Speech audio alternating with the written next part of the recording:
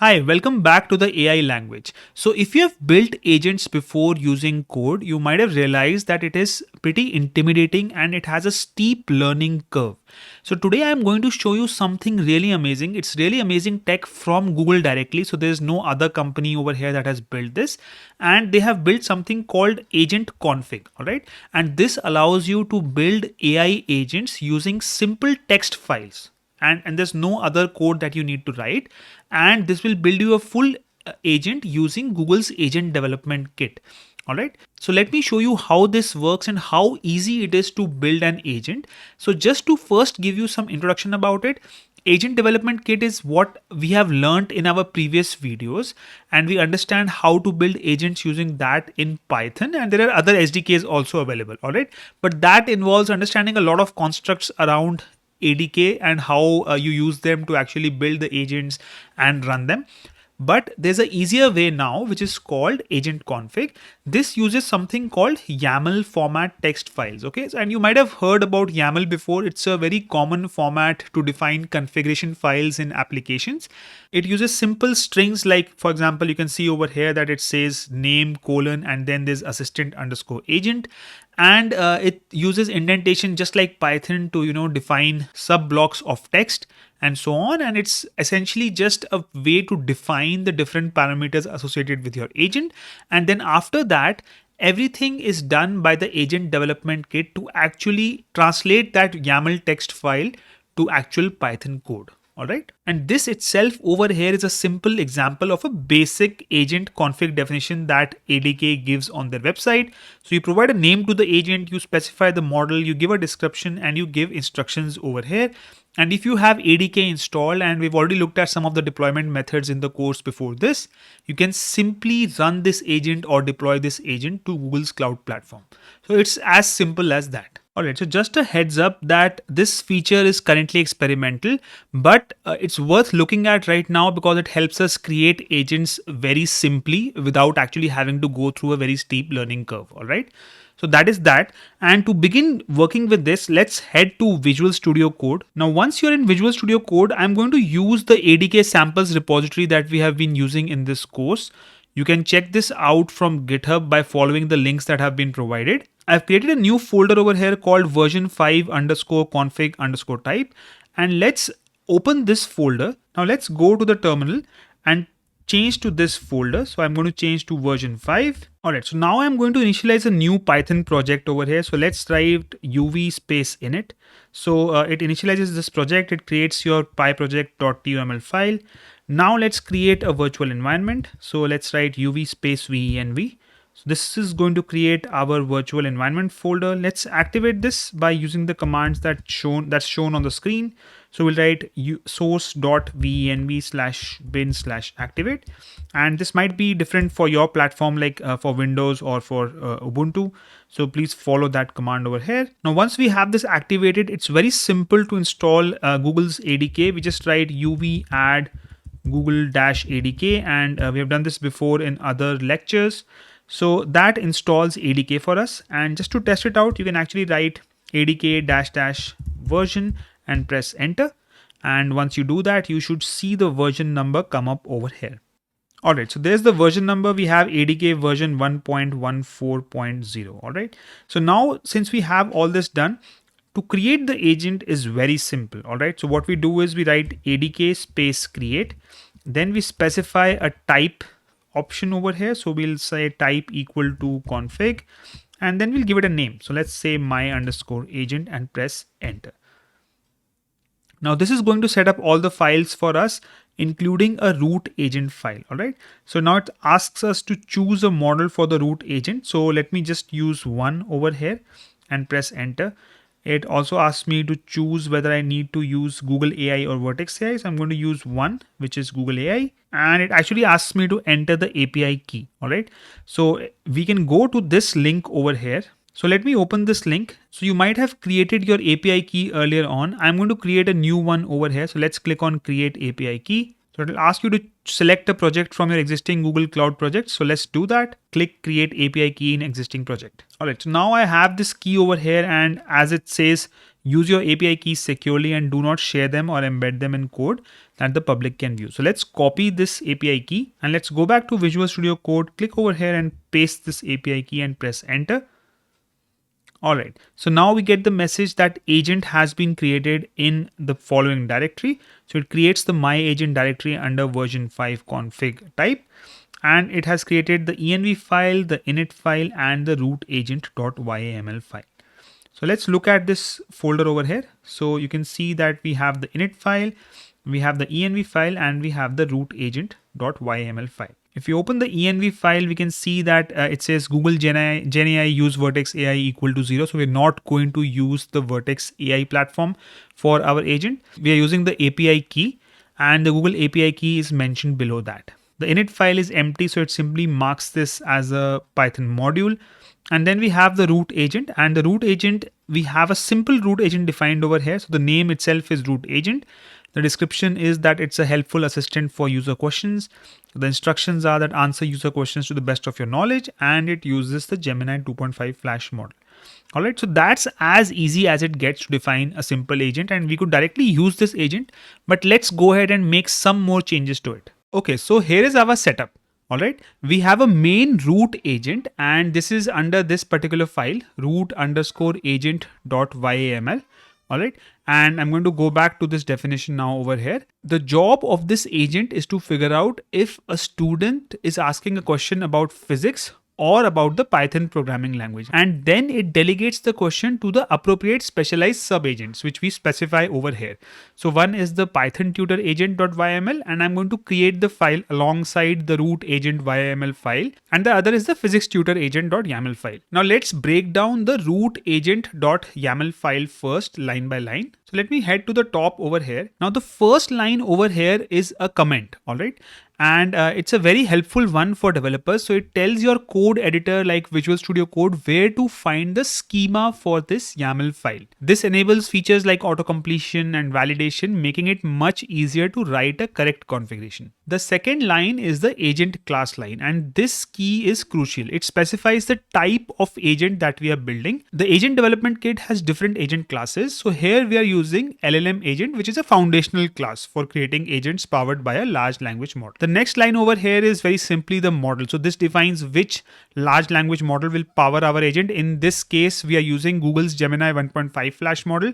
You can swap this out with other supported Gemini models depending upon your needs for speed, cost, capability, etc. Then we have the name over here. So this is root agent, and every agent needs a name. So this is a simple human readable identifier for our main agent. Now we have a description. This is a learning assistant that provides tutoring in Python and physics. This just provides a brief description of what the agent does. This is useful for documentation and for other agents or systems to understand the purpose of this agent. Then we have the instruction over here. So this is the heart of the agent's logic. So the instruction is essentially the system prompt that guides the LLM's behavior. The vertical pipe that you see over here is a symbol in YAML, which allows us to have a multi-line string. And you can notice how specific these instructions are. So we are explicitly telling the agent its role, that you are a learning assistant that helps students with Python and physics questions.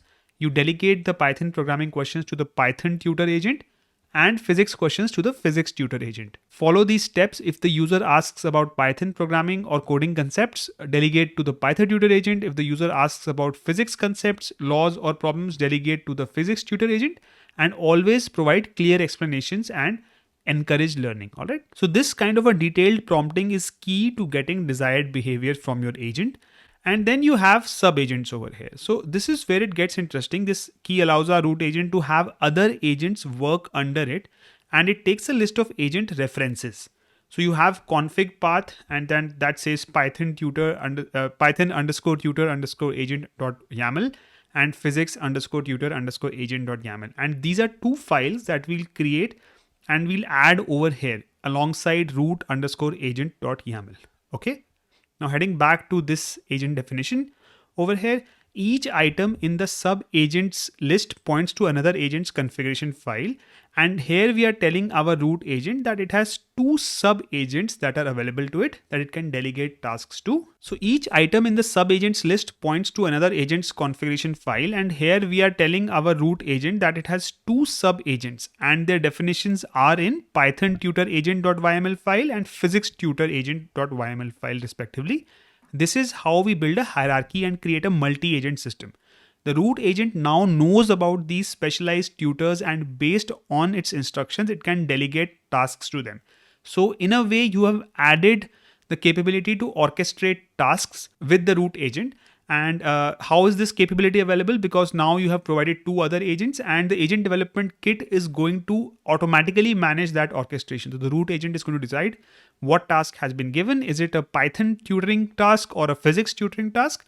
And based on that, it's going to delegate that task to the other agent and it is going to handle the response back from that agent and then provide you with a final response. That's the power of this, that you have just defined a sophisticated routing agent without any complex code. All right. Now let's go ahead and make the other two files over here. So I'm going to click on create new file over here and let's add the name. So we have created physics_tutor_agent.yaml file and let me now add the configuration for this agent inside the file. Alright, so I have this pre-written and I'm going to just paste it over here and then go through this.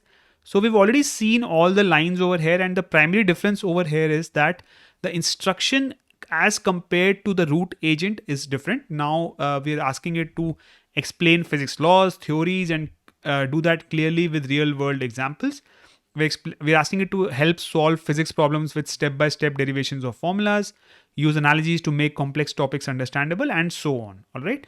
So this is different. The system instructions are different this time, and it has no sub agents at the bottom defined over here, which our root agent had. Now, what about the model key? So we have not specified any model over here. You might have noticed that, and that's a great feature of the agent development kit. Sub agents inherit properties from their parents.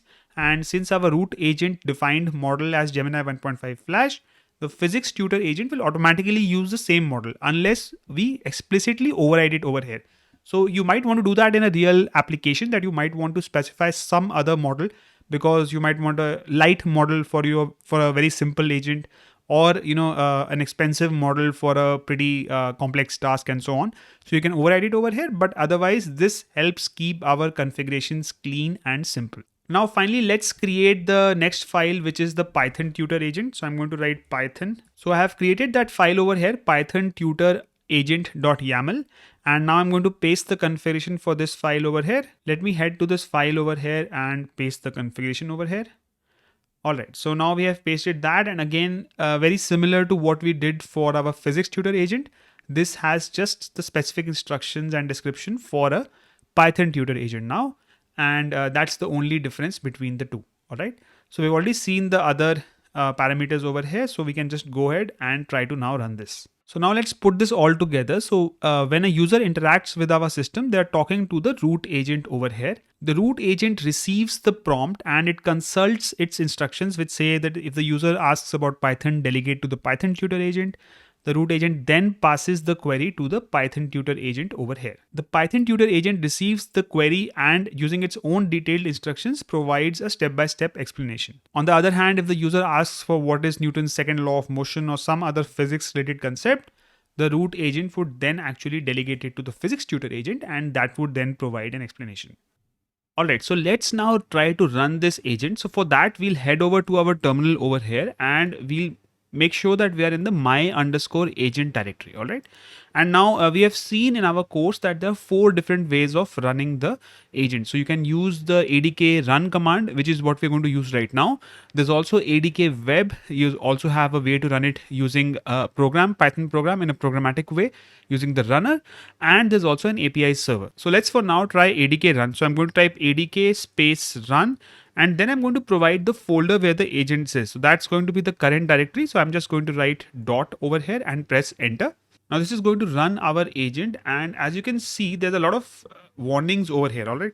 So a lot of these say that these features are experimental and they may change or be removed in future versions without notice. So you need to take care of this, that this is an experimental feature at the end of the day, and this might change in a breaking way. All right, so we are still looking at it because it is worth looking at the fact that you can actually make a full agent using YAML files rather than actually having to write complex Python code on your own. Also, there's an interesting note over here: to access the latest log, you can use this tail command. So you can copy this command from here and press Ctrl C or Command C and then go to a new terminal, and then you can paste this command over here and press enter, and you can see the logs coming in from the agent execution. So let's go back to our agent over here, and let's go down over here and let's try to add something. So we have the user prompt over here asking for a message. So let me first ask about the root agent. So I'll say, what kind of agent are you? So I'll say, what kind of an agent are you? What all can you do? And are there other agents that you can access? All right, and let's press enter. All right, so now I get a response over here that I'm a learning assistant that provides tutoring in Python and physics, and I can help you with questions about either subject. And then I can also delegate your questions to a more specialized agent if needed. Specifically, I can access the Physics Tutor agent, Python Tutor agent for Python questions, and Physics Tutor agent for physics questions. And this is from the root agent. All right, so let's say that, can you help describe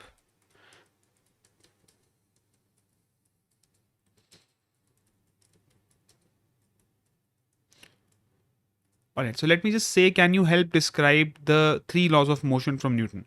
So let's press enter.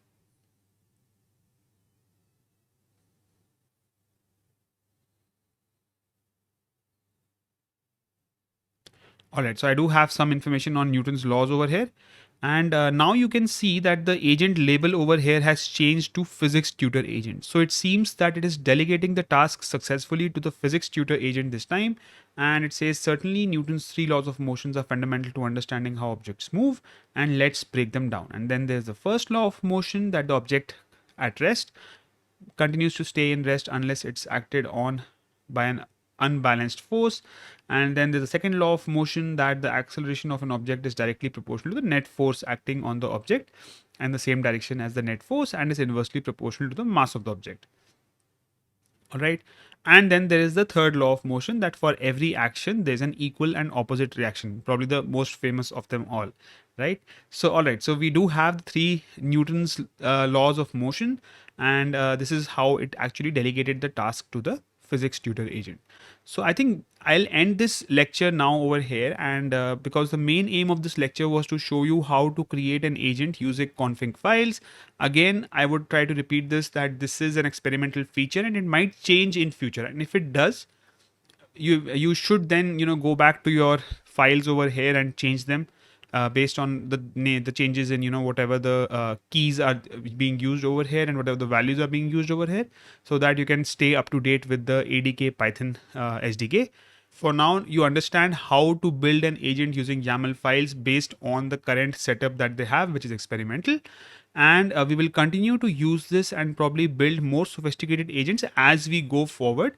And this will be subject to see how Google develops this, right? So in case they take this feature forward in a nice way and they make it fully functional with all the bells and whistles associated with normal Python programming in the SDK, then we'll probably take it up in a big way. Otherwise, if this remains as an experimental feature, we might not actually then continue with it. So thanks a lot for watching, and I'll see you in the next lecture.